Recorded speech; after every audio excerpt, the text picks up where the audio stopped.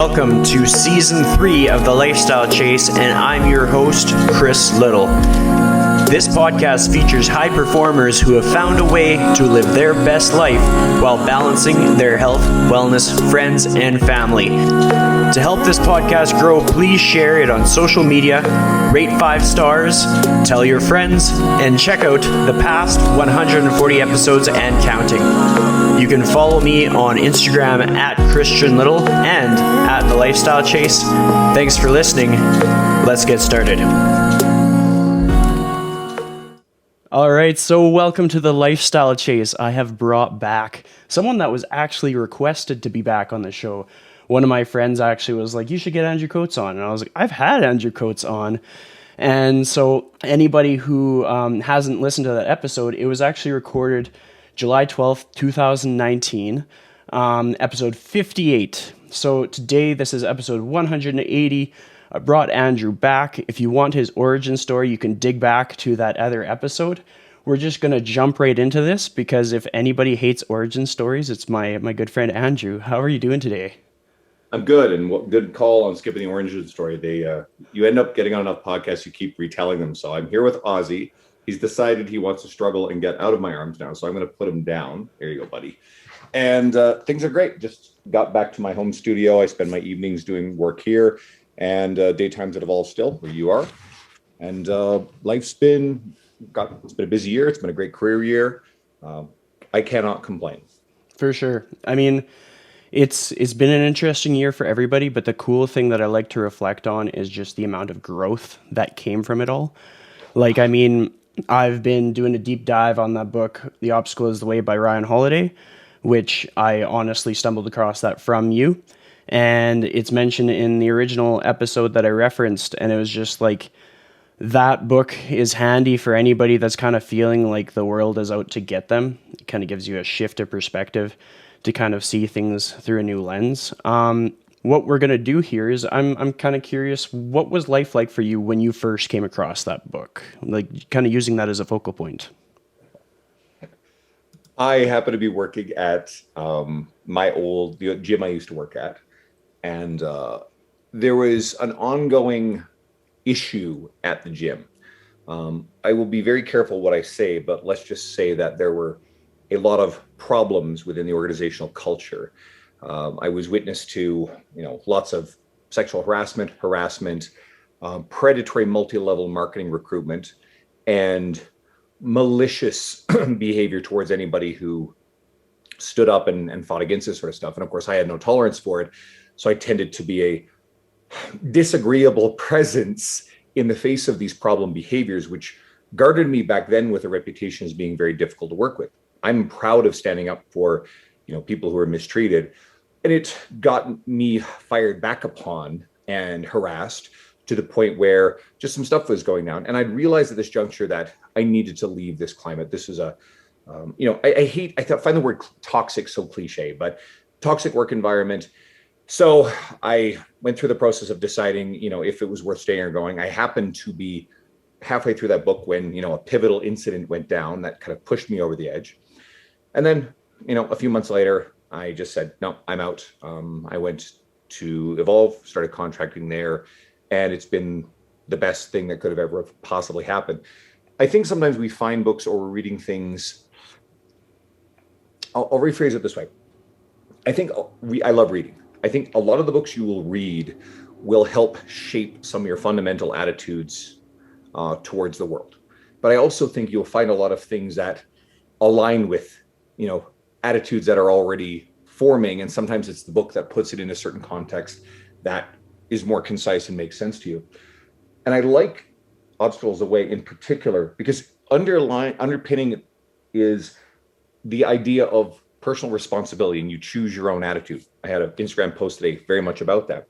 And we live in a strange world where often the messages of personal empowerment or reminding people that they are responsible, they're the only person responsible for their own outcome, that message can be almost politically incorrect. And we have a lot of people who, out of intending to be kind, are robbing a lot of people of personal responsibility and power over changing their own outcome and their own lifestyle.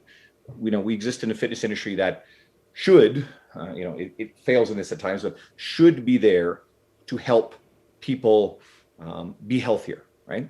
And part of being healthier, and I make no bones about making this statement, we have a society that has a very, very high rate of obesity.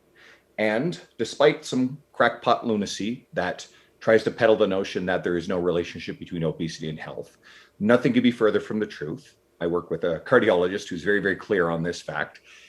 And we also know that people who are, quote, obese, and some people even have a problem with the term obese. Well, it is a way of understanding a concept. Okay. So, if everything is offensive to you, maybe your attitude is a problem. And I'll put that straight up out there. If everything about the world you find offensive and you're subject to ideas that upset you and you want to make them go away, I think you're the extremist and I think you are the problem. So with obesity, you can be technically and categorically obese and still be very healthy. The way to do that is through being active, resistance training, right? I work with people who fit that technical category, if you want to use that classification system. And again, there's a major flaws with categorizing individuals within that system. It's a good system for looking at demographics. We'll leave it at that. But yes, you can be incredibly healthy while being there. But in the grand scheme of things, as a society, if we have an inactive society that is overweight, then we are going to have more long-term poor health outcomes, heart disease, lifestyle cancers, diabetes especially. And well, we saw what happened this year where the prevalence of, all of this stuff dramatically increased the severe outcomes of, this shitty disease that got loose for the last year and a half. Definitely. I mean, something that kind of really stood out to me about this past while, and I think something that we can both relate to, is not only are the benefits of gyms like for our physical health, but also for our mental health, and not in like a cliche way, but just the sense of like finding people who you're familiar with. And like sometimes, I mean, for myself, I'm not always just chatting away in the gym. Sometimes it's just seeing people's faces, seeing them putting in the work is like, it's helpful. I mean, you have your home studio. You don't necessarily have to be out and about, but you still, like, I saw you recently got a new membership for a gym. And it's like, what are the benefits for you, like, aside from like business and all that stuff, but just for your own emotional well-being in being in a gym environment for you? I enjoy gyms. I enjoy commercial gyms. And I liked working out in the gym that I ultimately ended up working at. I was a member first and became a trainer there. But given the breaking off of that relationship, that wasn't a company I would ever give financial support to ever again. So I joined Good Life, and I really liked some of the Good Lifes around town for a while. But during this last year and a half, I found Good Life's way of dealing with it and rules to be intolerable. So, I've left my membership on pause there. I'll go back eventually. I joined up at LA. A good friend of mine's a GM of the South LA. And I find I don't like the LA very much. It's simple things like having your benches diagonal from, walls. The walls are diagonal. You're looking up, you're benching, and the roof is not straight in line with the bench. It is actually really disruptive. Or the fact that the building has very poor air conditioning, right? So things like that. But I still like commercial gym atmosphere. So what do? I love Evolve. Evolve is, is a strength training facility and really incredible. But it's also my workplace too. So I like to go in there sometimes. But I long ago learned that I don't want to spend, 11 hours working and then another hour and a half working out in the same building. I've been there, I've done that. And it limits the number of people you're exposed to. So I'm an outgoing, gregarious personality. And I like going to different locations. So we have a new gym franchise, Movati, open up in Windermere. No gym company has ever gotten a foothold in that corner of the city. Probably expensive floor space. They've got a good management team, some people that I know from years past. They're going to be well run. And I went and checked it out and I said, shit, this will be a nice place. They've got good hours, beautiful, beautiful facilities. And so it will complement my time that I spend out of convenience in my home gym, which is well equipped, the time that I will work out at Evolve, probably Good Life, who knows, maybe even LA sometimes. So it's nice to have the options, but I really do enjoy the idea of running into people I haven't seen in a while. a good friend of mine. I think you probably know who Jeff Hecht is, former CFL player, well, technically current. Came into Evolve today. He's a very close friend. So I got to spend 10 minutes talking with him before he worked out and before I got to work.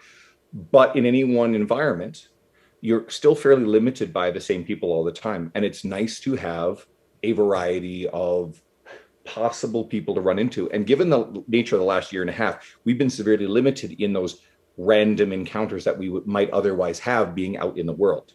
Absolutely. Like I couldn't agree more. I miss those random encounters, just actually being able to bump into somebody that you know and have it not be planned and actually enjoy getting to see them after a long absence. Like it had probably been a while since you had seen Jeff in person, so I can imagine that must have been pretty nice. Yeah, and he's a close friend. He is someone who I, say has a standing invitation to any private, barbecues or anything that I would have, and I haven't been able to do anything like that outside of my closest bubble of friends this past year. So it'll be nice to start doing that stuff again. So when it came to like this past period of time, I don't like to focus too much on this whole thing that we just went through, but like when it came to like social connection, what did you learn that you valued the most with social connection outside of just professional stuff? Like, was it being able to talk to people, being able to check in with people, finding more time to go for walks, or what kind of stood out for you? I don't know if there's any grand revelations, but I definitely felt the absence of my close friends and not seeing them as much. I managed to get fairly regular time with my absolutely closest people, but that group that you consider fairly close just weren't accessible this year. Well, then again, three of my best pals all had their first kid this year, including Dean Guido, right, who you've had on the podcast before, and my former co-host as well. So Dean's had his little kid now, so that's a factor for sure. But yeah, I think if anything, you just take for granted just the normal everyday freedom and ability to do all the things that we were forbidden from doing in this past year and a half. So, and that includes the ability to go to the gym. I mean, would I ever have imagined it would be illegal to go to the gym, by government mandate? I never would have believed it if anyone tried to tell me it. I mean, the concept is completely ludicrous. So the fact that that actually occurred, what I hope will happen is a lot of people who maybe were inconsistent, intermittent, have always wanted to and tried, will look at this and go, remember how it felt when you were told you couldn't. Remember how it felt when you wanted to make that effort. So don't take it for granted now that those options are back there. And of course, there's always going to be and I'm going to say idiots who say things like, oh, you don't need a gym to work out. I find that to be one of the most insensitive and thoughtless pieces of garbage that gets peddled around. And I've seen it from people in our industry. Anyone who works in our industry understands how challenging it is to get started on the habit of working out. A lot of people struggle with it. We see it every New Year's. A lot of people go in, they struggle, they don't stick around. If you think it is as easy as snapping your fingers to transfer one style of active habit and lifestyle into others, you're thoughtless. You're completely missing the point. And I found that particular sentiment to be, I just kind of disgusted by it. And I know I'm emphasizing strong feelings about it here, but to just turn around and say, oh, you can just go do this outside. Someone has took a really, really long time and found a challenging route to learning a skill that has worked for them.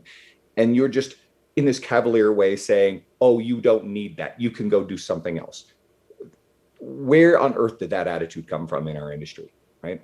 Yeah, I mean, it's rough because for myself, like the draw for me into the industry was connection with people and then finding like meaning in a facility. And it started off with spin and then it turned into training, and I felt a great sense of purpose in helping other people. And how did I help other people? I had access to all these tools. And it's a lot different to go into a gym and show people how they can like move some significant weight versus going out to the park and just having them do endless reverse lunges. Like, I mean, it's you have to be in it to really empathize with a person that lost something very significant to them for a big portion of the year, kind of thing. Right? And then you get the straw man argument where, someone turns around and if you advocate that gyms should be open, then you want to kill grandma. Now, guess what? That's a ridiculous sentiment, but yet we've seen lots of it on social media. Again, social media brings out kind of the nastiest in people, and you forget there's another human on the other end of it, and someone just takes their extreme ideological belief system and their tribal belief system and just attacks anybody who's saying something that conflicts with the way that you see the world. And that's a frustration. I try not to engage in that kind of stuff. I don't participate in those kind of conversations. I would love to see more nuance in these kind of conversations and more honesty when someone how many people do we know saw their mental health suffer this year? How many people do we know were really thrown off track with their physical well-being, right? And God only knows what else is going on in their lives. And then to have someone come in and basically dance on the grave of your ability to go to the gym, who doesn't even value it in the first place, what gives you the right to tell someone else how they can live your life, right? And I just don't understand that. I find that comes from a really intolerant place. So, Well, I mean, it's rough, and social media can get to be a very dark place, and I find it to be like very helpful to take time when it's just like, okay, like we're just gonna stay off social media altogether for like a day, for a week, for a chunk of hours. Like, have you ever found yourself having to do that? And how did that help, or did you not do it ever yet, kind of thing? I think it's a really important thing to develop good boundaries with social media. I wrote something recently about being intentional with it. Use it for what you're trying to get out of it. Don't let it use you. It's designed and engineered to keep you scrolling and keep you addicted. And if you find yourself mindlessly scrolling a lot, well, there's the obvious productivity issues, and there's a whole bunch of neurotransmitter science behind all that, and that stuff's not necessarily good for you. But if you find yourself scrolling mindlessly, try to catch yourself quickly, right? And recognize the behavior. And there's a number of strategies I think are worthwhile. You said it yourself. Being able to turn it off and take a break from it, I think, is a good idea. I think a lot of us are more addicted to social media than we realize.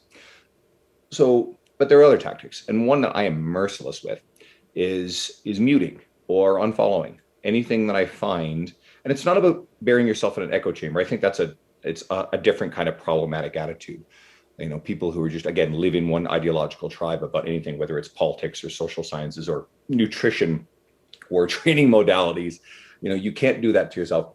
But when you follow people who peddle and deal in enragement, which many people do, and social media algorithms, they push that sort of stuff because they know it's what gets people caught up. If something makes you feel fearful or anxious or angry, then ask yourself, why am I following the person who peddles in this stuff?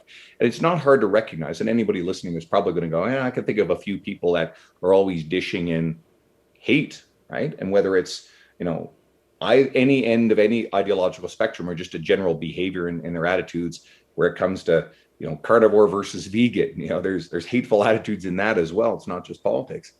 But if you notice people constantly peddling that stuff, why the fuck are you following them? If it gives you a nasty emotional reaction every time, if it irritates you, why the hell are you following them? Or if it's a obligation to follow, mute them. You can mute people on every platform. Just get rid of that bullshit.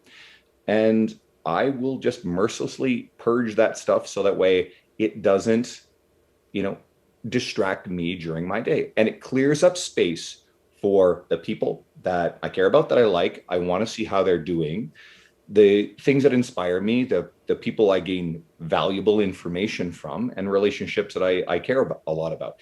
Because you could only see one thing at a time in a story or a newsfeed. Clearing out the garbage and the hate and the intolerance and the crap only leaves room for the things that you curate that are better. Yeah, it's so true. I mean, I've done that more and more this year. I mean, I've had to block a few people. They take things out of context and start arguing with me, and I'm like, well, this is like my time off. This is my me time. I don't need to argue with somebody on my phone that isn't my client or my friend. Like, these are strangers on the internet. And like I've definitely taken a lot of the advice that Jordan Syatt lays out, and it's just like he takes no hesitation to block or anything like that. Because like some of the things that people can receive on social media are just ridiculous, and I can only imagine as your following grows, it'll get worse and worse. Absolutely. A couple thoughts here. One is are under no obligation to tolerate the aggression of someone who has trolling or disingenuous intentions, right? If it's a thoughtful disagreement, an intellectual disagreement over something, I actually hope you handle those with care and you have a great opportunity to bridge the gap or, turn a critic into a loyal follower. That's a good way to look at it. But yeah, Jordan Syatt's one person who, due to the size of his following, he gets a lot of really weird stuff. If you share a lot of nutrition information, you're going to Dr. Spencer Nadolsky, tons of stuff, and you should be fairly aggressive with blocking people who are clearly in there to be trolls. You don't have to tolerate it. If somebody, in occasion, I've dealt with online harassment before. I could think of at least one individual who has gone out of their way to harass and send other people to harass, and I've blocked them mercilessly. And I've been, quote, accused of silencing that person, which is complete nonsense because, you have no right to behave that way on my feed and my media when your intentions are disingenuous. And we don't have to subject ourselves to the emotional harm of listening to bullies and trolls and people with malevolent, malicious intent. Well, it's so true. Go ahead. You're gonna say something else. And this one comes straight from Nick Tuminello. So, if anybody is in, certainly the fitness industry or anything where you're a business brand identity, if you train the trolls on people that if they are antagonistic or argumentative, that's what gets your attention, and then you will share information to try to educate them or spar with them or what have you. Well, that's how you train people to behave in that manner, and you just attract more of it. So Nick doesn't participate in that sort of stuff. Instead, he will, if it's someone he knows, he'll have a private conversation to discuss it, because he doesn't want to demonstrate that he's giving more time and value to random strangers than to his own clients who are paying him very good money. So it's a good way to think about it. Yeah, I mean that's a really good point, and like to the whole like talking it out with people when it's a valuable conversation. Like there's been a lot of times when like maybe how I said something in a post really just wasn't going to land very well, and a person just pointed that out to me, and I was like, oh yeah, like I wouldn't have thought about it that way, and I've course corrected, and it's kind of like being open to feedback from clients, being open to feedback from anybody that we interact with. It can only help you grow. With regards to, we kind of brought up Jordan Syatt, and I know that you started off doing some Twitter posts, and it sort of became something much larger. And I remember like when you first started doing those, like you'd be, because since we're at the same facility, sometimes we see each other's routine, and you go through your workout and then you sit down, you do your Twitter post, and you're telling me that it was a really simple routine for you. What was the origin for the Twitter posts, and like when was it that you saw them start to take off the way that they have? I can't speak to the exact origin. I know that there's a handful of people in the industry, Jordan being one of them. There's a few others who were doing it at the time when I started doing these things with consistency. God, January of 2020, when I had about 3,000 Instagram followers, and so I just committed to doing it every day. And there was very gradual growth, very gradual growth. And then a major inflection point was actually Syatt himself taking one of my posts and sharing it into his story. Now, Jordan at the time would have had over 600,000 followers. And so that caused a 400 new follower surge within a 24-hour span. And then it just seemed like it picked up from there. And then as I got above 5,000 followers, Mike Isertel several times took one of my posts and actually shared it to his wall and tagged me, not just his story, which drove, again, surges upon surges of people each time he did it.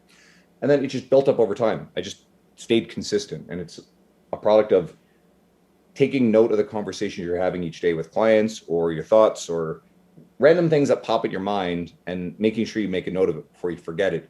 Sitting down, writing it and editing it in such a way that it maximizes Twitter's a great system for this because you have a character limit. Therefore, it forces you to be concise in what you say. And over time, along with studying writing, it just got a little better and a little better, and more shares and more shares and more shares, and it continued to drive following. It's also not that simple. A lot of the stuff that helped drive the following, because as of today, it's about 17,700 and growing rapidly. The fact that I write for a number of well-known major fitness publications, starting with T Nation a few years back, the fact that I, through my travels and the podcast, have become friends with a lot of people like Mike Isertel, like Jordan Syatt, and some of the other people who share my stuff. And those network effects. Jonathan Goodman's been a major supporter. I write for the PTDC, his company. And when people come in and see a post that was shared in a friend's story, and they come to your profile and they look, they're making a decision. Okay, I like this idea. What else is here to validate my choice to follow this person? And when they see these publications or some of the other things in my brand, in my media, podcast, whatever, it validates the choice. So as you accumulate these things, I call them a piece of career capital. And it could be anything from owning a physical facility to having a successful podcast or successful YouTube channel, or writing for these publications, or being a business mentor, a reputable one, because there's a lot of scuzzy ones in everybody's DMs. And I'll use someone like Luka Hocevar, for example. Any fitness professional who isn't following Luka, go follow him. He's high energy, he's inspirational. Luka owns a physical facility, 2 podcasts, has a business mentorship, is friends with a lot of really powerful people in the industry. He writes for some major publications. I actually brought him onto T Nation by bringing him into a collaboration over an idea that we were both kind of separately playing with on social media. And I thought, hey, let's get you on here. Let's do something together. Cool opportunity to, connect further. And so you look at a guy like that and see what he's doing, and you go, okay, this is someone that I can definitely get behind and follow. And then you see all this inspirational shit that he puts up. He's high energy. So it just was something that I committed to consistently. And I guess John Russin, who's another industry friend, he recently put up a Facebook post basically shitting all over the Twitter posts, calling them lazy, posting a Twitter caption to Instagram. And John cleared up some nuance to exactly what he meant. And he always likes stirring up controversy and getting comments going. And of course, a lot of people got in there and were arguing with him. But nothing quite shares anywhere close to this format, because it's a familiar format that people recognize and understand is something they can share. It is a preferred way of sharing and consuming short pieces of information. They get shared vastly beyond any other format. Even people who are trying to create custom graphics to replicate the concept of Twitter by doing something different, those things don't get shared anywhere near as readily as the Twitter ones themselves, because it's a recognized and therefore in people's minds approved thing. I recognize this, I can share it, it's okay to share this with people, right? Yeah, it's absolutely true. And our brains work in funny ways. I know with my own stuff, sometimes I purposefully just cater to a smaller audience. I'm like, I don't need everybody to be my client. I just want to kind of speak to my small crowd. And that's all I need for today. But I can totally see like the everything that makes it work the way it does makes sense, because there are the controls of the characters. Like less is more. There's the ability to kind of like test it on one platform and then bring it to the other. Like that's something that I really like about actually using the physical Twitter account, because heck, if it gets some traction, it might actually take off on Instagram, although sometimes that can backfire. And just endless little takeaways within that. But something that I pay a lot of attention to is you put in endless hours to honing your writing. Like you're reading books on writing. What have been the biggest things that you've learned, or that you would want to share with others who are wanting to improve on their writing? There's probably a lot there. First of all, I'll throw a couple books out there. Read On Writing Well by Zinzer. That's one of the best places to start. Or you could do Everybody Writes by Ann Handley. That's fantastic. I'm currently doing a book called Write Tight, and that's one of the best writing books I've ever gone through. By the way, if you're going to I do a lot of audiobooks, you need to physically read a book on radio. You can't do them on audio. It's not the same. So I think it's good to have an ongoing book on writing at any given time to keep the stuff forefront in your mind, keep it top of mind so that you're always thinking about your craft. You're always being reminded. A lot of these books will talk about a few concepts. And I think the two most important things are understanding, well, okay, editing. You need to develop skill as an editor, right? But you need to start with just simply getting to the work. There are a lot of obstacles. A lot of writers think that when you look at great writers, and we're talking about legendary authors like Ernest Hemingway or Faulkner or whoever else fits your idea of a great writer, Tolstoy, that these people first draft write the way that the finished product comes out. That's not how it works at all. Anybody in our industry who is in fitness writing will tell you that they have multiple drafts, they revise, they do a lot of editing. And if anything, if you try to sit down and write perfectly the first go, it will hamstring you and you will struggle with it and you won't get anything done. It's better to write stream of consciousness and get your ideas down. I think creating a framework of what you want to say is a good place to start, but binge the writing without aggressively trying to edit it for grammar, style, or any other aspects of it, wordiness, and then come back around to it and then go through the process of mercilessly editing it. And then the book I mentioned, Write Tight, is the best I've seen on recognizing clumsy writing, excessive words, unnecessary language, weak language, passive language. And I think there's probably going to be a difference in terms of someone's natural instinct towards writing, but the biggest thing that's going to shape whether or not you're going to become a good writer is whether you actually study the craft. It's like anything else. It's like, the fitness side of, the technical side of our industry, or understanding the in-depth science of nutrition, or the psychology of habits. It's not always an instinctive or automatic thing. We can gain a lot of experience by doing it, but it's always valuable to study it. So if you are really serious about writing, the best thing I'll tell you right now is just shoot me a message on Instagram if you are really interested in writing, and I will try to point you in some of the right directions on top of the books that I just mentioned. Absolutely. And I mean, it goes with any kind of vehicle within this profession. I mean, with podcasts, like anybody that pays attention to the growth of my podcast, I've spent countless hours like learning how to do a lot of the technical side of this stuff. Like it started out, it took me 3 hours to edit an audio podcast. If it had lots of issues in it, then I upgraded the equipment.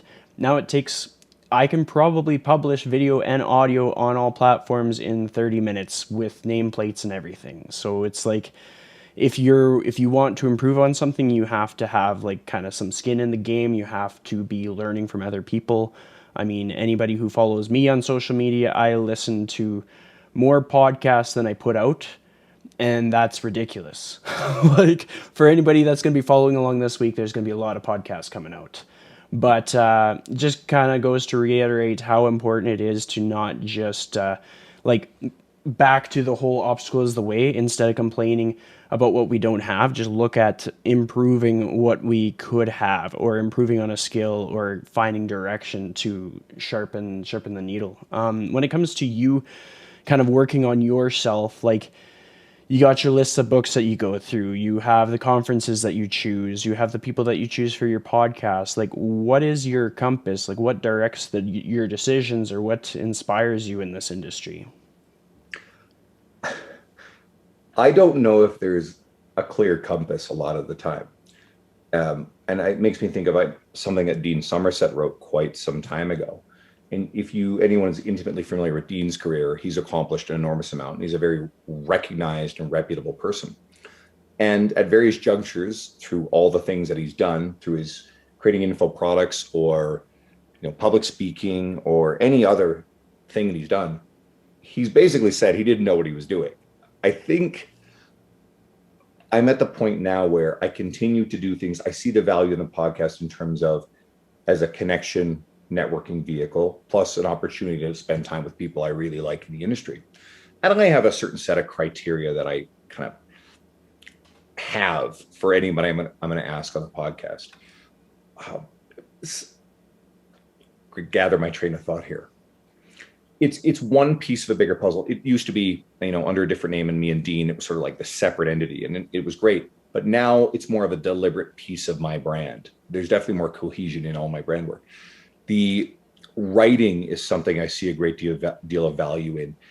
I think a lot of it is just about increasing brand and reach in the industry, because I look up to a lot of people that I followed for a really long time, and I value the idea of being in a similar place in the industry. So I'm trying to do a bunch of things that work toward it. Fundamentally, the most important thing is my business in front of me, my clientele, serving them, making sure they're taken care of. All the other stuff is bonus. But the fact that my business has been so strong for as long as it has allowed me the luxury of traveling to conferences where I've been able to meet people, or to set the time aside to do a weekly podcast, or to have the time to write, because the amount of time it takes to write one of these articles waters down the rate of pay to the point where it doesn't even come close to what I get paid for an hourly training session. But some of the benefits of writing for some of these publications you can't measure in dollars. So I think it's worthy to aspire to. And not everybody has to do all the same things that you or I do. They don't have to be podcasters. It feels like there's more podcasts than ever, and it is hard to keep up with them all. I'm very, very picky about the podcasts I listen to now because I just can't keep up with it. Again, I'm running a little far afield here. So I don't really think I have a direct path. I certainly haven't sat down and said, this is what I want to accomplish by this point. But I did make some goals this year of some individual things that I wanted to achieve. And some of those things, like writing for 2 new major publications, that's already happened. I've got a third in the works that just is on hold as the company does some restructuring. And then I'll pursue some new avenues there. So as the writing grows, the brand grows. As I continue with the podcast, again, those relationships grow. I'm having my website redeveloped. I want a very high-end, professional-looking website that belongs in the place I'm in the industry. So I'm excited about unveiling that. I've gotten a good friend of mine, Tara Arndt, who is based out of Spokane, Washington. She does email marketing. So she helped me set up my email marketing account. And I'm not selling anything at this point. I don't have programs or whatever to sell. I want a vehicle to collect an email list and connect with people outside of social media. God forbid social media, Instagram becomes irrelevant and all of a sudden I've lost connection, or you get your account hacked or banned or any other sort of stuff that could happen. Michael Dietrich lost his account for a little while there and was very lucky to get it back. His big following, it can be a stressful thing. So, I think it's common wisdom to tell fitness professionals, hey, build an email list. Well, I don't know if I would really do a whole lot with it yet, but I think it's probably better to have it when you need it and put the work in than to need it and not have it. So maybe I'm just following in the footsteps of the people that came before me in the industry. But funny enough, I'm not sure that all those things are the way to go for the younger fitness professional where social media is king now. I think social media is really powerful, and it's one of the reasons why I've invested the effort into it. But I think all the other things I've done have, like I said earlier, validated a brand, so that way it made it easy to attract following. I think this younger generation are probably going to be more and more rooted and centered in social media versus some of these other traditional things. I still think it's a really good idea to have a website, a professional website. I don't think it's a terrible idea at all to have some sort of long form career capital outside of social media posting. Imagine that's all you're doing, you're posting on social media, and someone finds one of your posts and thinks, hey, this is great. What else does this person have? And there's no website, there's no writing articles, there's no podcast, there's no YouTube, there's no anything else, there's just social media. I think you can really make social media work for you, but I think it's still worthwhile developing something a little bit more substantial than just the quick hits that are really not searchable on social media versus, an article that is about, some aspect of fat loss or nutrition or strength training that is evergreen, that someone can always reference back to and search for. Absolutely. I mean, when it comes to the website and just having other things to find outside of social media, search engine optimization is key. Being able to, for either of us to be able to search our name and then the word fitness and then be able to see a multitude of sources is going to be very helpful for us when people if they can search Edmonton Trainer and find us or any of our friends, that's a great thing to have. And having articles and having content out there and having it linked in and having the podcast notes and all these different things is going to contribute to that. Like that's something that I started doing. I had Carter Good on my podcast on episode 100, so I chose that because I figured people are going to Google his name quite a bit. And I wrote out the entire script from the episode, and people just started Googling it.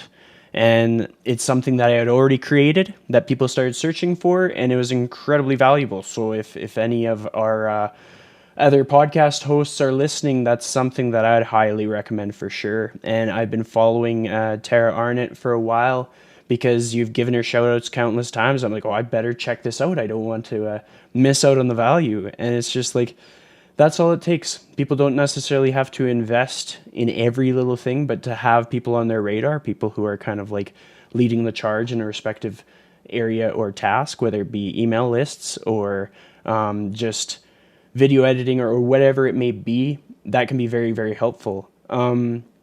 With regards to your website, what are the things that you're looking forward to most about having it updated? Like I saw the about me and all that stuff, and I was like, this is like 3 to 4 years old. Like, is he got something new coming? So with the update, what's going to be?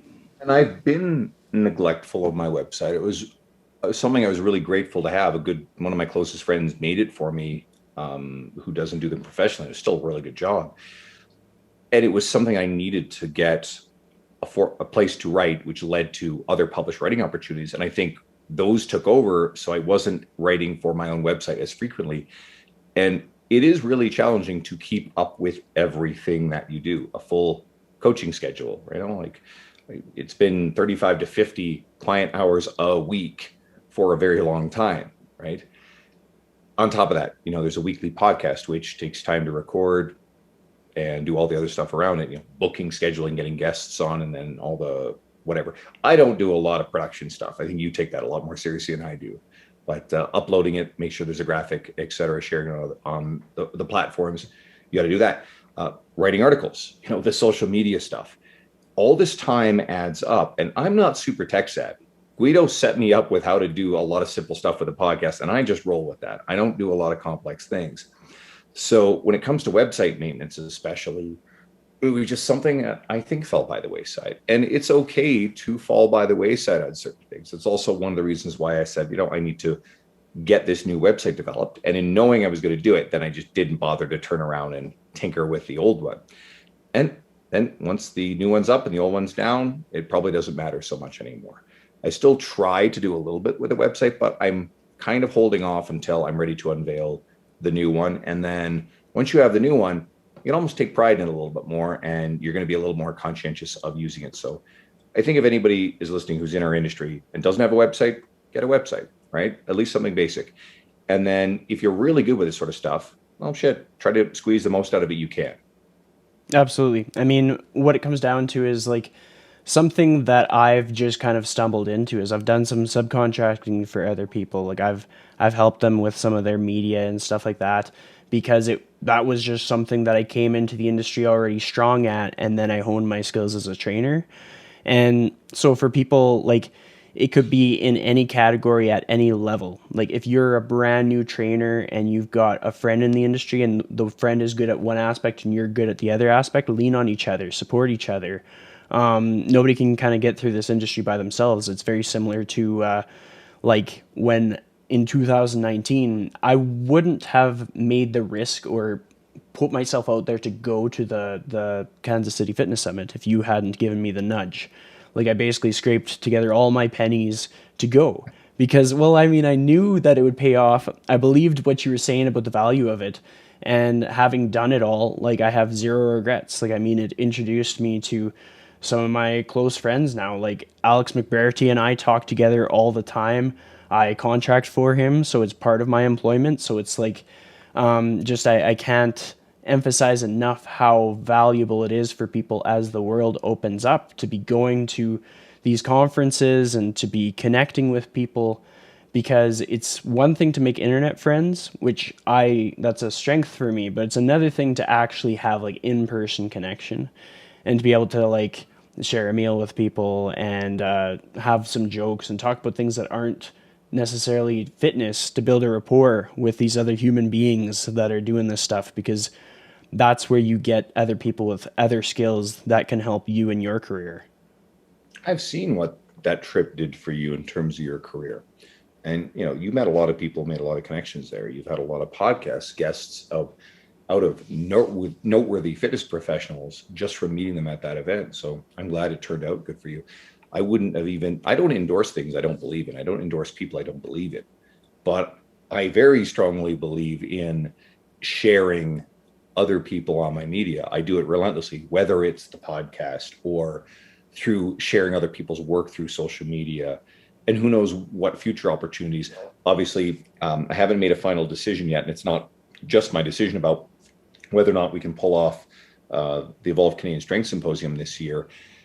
Given the fact that our city council still is going to probably have some restrictions in place despite the provincial government keeping things open and the timeline, it may be just too difficult this year. So we shall see. Next year, Dean and John and I will probably, we'll get together for sure and we'll reboot it. I know next year will happen. But yeah, bringing in great speakers, people who are recognizing the issue, like Lee Boyce, like Megan Calloway. Obviously, Dean Somerset's a part of the project. The last year, before we ultimately had to cancel it, we had Christian Thibodeau coming in from Quebec, had Brian Cron, had Jonathan Goodman, and we were going to bring Jordan Syatt up. Right, so we had a really cool Sam Spinelli coming in from Kelowna. A lot of really cool people. Our friend Hannah Gray here locally, in addition to Lee Boyce and Megan Calloway, and would have been a great event, but couldn't do it. Okay, cool. We'll come back around to that. And instead of saying, no, I want one of those speaking times for myself, it's like, I'll MC the damn thing. I'll work at putting it together, but let's put all these other cool people up on the stage instead. Absolutely. I mean, that's going to be a big event when it comes time. It's something that I kind of drop hints to people about. Like, it's worth traveling to Edmonton for. You don't have to just be in Edmonton. You could come from the States to travel to this thing, because it was a very, very noteworthy list of people last time. And just as it grows, as your career grows, as the careers of the presenters grow, and people in seeing the organizing of the conferences in the States and how excited people are to be around each other. Like Jeb Stuart Johnson, for one, is one that I've seen pop up on social media, and how excited he is to be around human beings and like-minded people. And I imagine everybody shares that. Well, I'll get to see Jeb. He's presenting at Tara Arndt's husband Tim's event, the Inland Empire Fitness Conference. And that's in the very beginning of August in Spokane. I'm going to drive down to it now that I know that we can, come back and forth without too much hassle. And Jeb's presenting. I know that Greg Knuckles just had to pull out, and Chad Landers can't make it, but Brad Dieter, James Krieger are both going to be speakers at it. And a number of other industry friends of mine. I have a feeling it'll be on the smaller side, maybe 50 or so people, but there's a hunger and a desire to get back out to these things. I think that one's going to do well. I plan to fly down to Seattle in September, late September, for Luca Hocevar's Fitness and Business Conference, very different kind of event. And I went to that in 2017, and that was a really pivotal experience. I got to meet a lot of really cool people in the industry. I got to sit down and have dinner with Martin Rooney, and that's how I've had Martin on the podcast a couple of times. Martin's a pretty legendary figure in the industry. I met Sam Pogue, and just I don't want to go through the entire list because a lot of people I met down there, and a lot of those people I stay in contact with, a lot of podcast guests, and it was an awesome experience. Luca knows how to throw a good party, so I'm looking forward to the next one. And I think, like you said, there's a lot of value in keeping your eyes on these things.